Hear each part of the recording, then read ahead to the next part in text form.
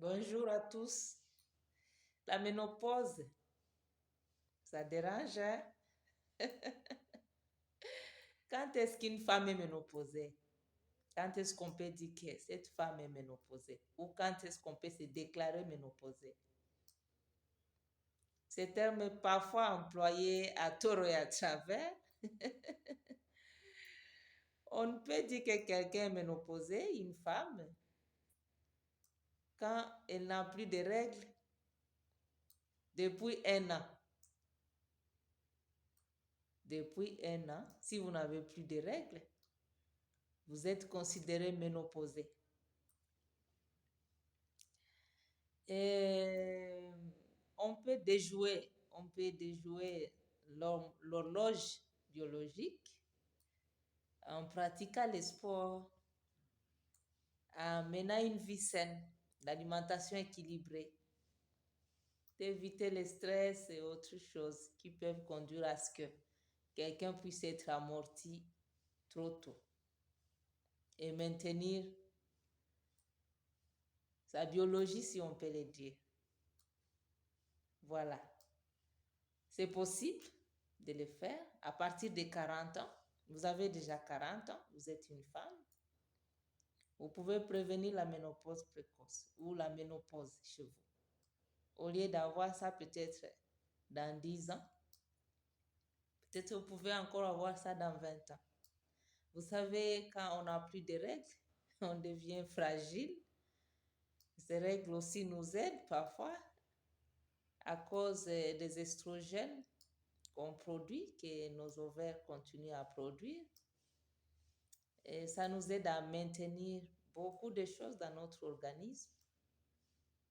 Voilà pourquoi quand on n'a plus les estrogènes, quand on n'a plus de règles, on est amorti, il y a des douleurs partout,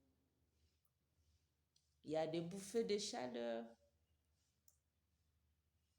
il y a des maux de tête, il y a l'irritabilité. Quelqu'un là qui était cool, qui était bien, la maman commence à se chamailler avec les enfants, commence à se mécomporter, commence à devenir comme une folle, quoi. Et pourtant, elle était sympa, elle était cool. Tout ça, c'est une perturbation hormonale. Et je nous invite à nous comprendre. S'il y a parmi nous quelqu'un qui est comme ça, une maman, une soeur, je ne sais, un membre de famille, on est appelé à l'aider pour qu'elle puisse comprendre son état euh, dans lequel elle est en train de traverser, au lieu de la maltraiter, quoi. Et est-ce que les hommes aussi peuvent courir cette situation? Ah oui, chez les femmes, on parle de la ménopause, mais chez les hommes, on parle de l'andropause. Et là, on voit la testostérone. Les hommes aussi ont la même clinique, ont les mêmes symptômes que chez les femmes. À la seule différence, eux peuvent continuer à procréer. Et comme eux n'ont pas de règles, eux peuvent continuer à procréer, mais même si la fertilité aussi peut basculer en bas, peut baisser aussi. Mais ils ont aussi les mêmes symptômes. À partir de 45 ans, les papas aussi qui étaient super sympas, qui étaient cool, qui étaient je ne sais quoi. Du coup, il devient une autre personne et parfois il devient il devient faible sur le plan sexuel. Ça peut aussi arriver. Donc, c'est un phénomène physiologique que tout le monde devrait mettre en tête. On doit traverser ça, bien que l'âge diffère d'une personne à une autre. Voilà pourquoi on est appelé à bien conserver notre horloge biologique et surtout de prévenir avant l'âge requis là de 50 ans pour en avoir, pour avoir la ménopause ou l'andropause, selon la littérature.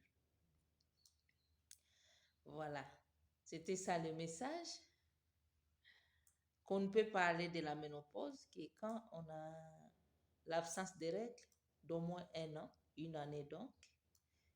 Et franchement, ça dérange. On commence à avoir mal partout. On est fatigué de rien parfois. Et sachez que ce sont les signes annonciateurs.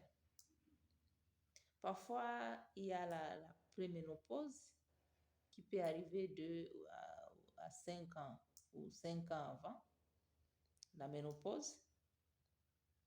Et je nous invite à nous observer et à nous comporter dans le cadre de nous conserver. Si vous avez 40 ans, pensez-y déjà. Évitez des repas trop gras, trop sucrés. Faites le sport, je le répète encore. Faites le yoga. Même pour les hommes. Et c'est ainsi qu'on peut repousser l'andropause ou la ménopause. Et ça peut nous maintenir et éviter ces symptômes qui dérangent beaucoup. Voilà, je vous aime beaucoup. On est ensemble et à la prochaine fois. Si vous avez encore des préoccupations, vous pouvez toujours nous écrire dans Gmail si vous le voulez. solangenansoro@gmail.com ou vous pouvez le faire dans les commentaires. Merci beaucoup et coucou et excellente journée.